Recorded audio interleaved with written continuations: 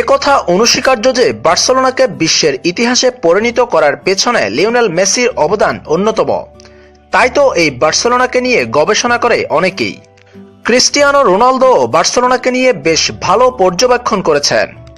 গত সপ্তাহে নেইমারকে বার্সা ছেড়ে পিএসজিতে না যাওয়ার পরামর্শ দিয়েছিল CR7। এবার কাতালান ক্লাবটির চির প্রতিদ্বন্দ্বী লিওনেল মেসির ব্যাপারেও নাকি কথা বলেছেন CR7। রিয়াল মাদ্রিদের পর্তুগিজ সুপারস্টার ক্রিস্টিয়ানো রোনালদোর মতে, বার্সেলোনাতে সম্প্রতি সময়ে যে সমস্ত ঘটনা ঘটছে তাতে লিওনেল মেসি মোটেও সুখী নন। ডিয়ারিও গোলের এক প্রতিবেদনে ঠিক এমনটি জানা যায়। গ্রীষ্মকালীন দলবদলে এখন পর্যন্ত 2 জন খেলোয়াড়কে কিনতে পেরেছে বার্সেলোনা। তারা হলেন জিরার্ড দাওলোফিও ও নেলসন সেমিদো। কাতালান ক্লাবটি এখন মুখিয়ে আছে ব্রাজিলিয়ান আরেক সুপারস্টার কোটিনহোকে দলে ফেরানোর জন্য। এদিকে নেইমার বিষয়ে গুঞ্জনটি সত্যি হলো। বার্সেলোনা হারাতে যাচ্ছে বর্তমান বিশ্বের সবচেয়ে প্রতিভাবান ফুটবলার নেইমারকে। কেননা ব্রাজিলিয়ান তারকাকে দলে ফেরানোর জন্য রেকর্ড পরিমাণ পারিশ্রমিক দিতে প্রস্তুত এই ফরাসি ক্লাবটি।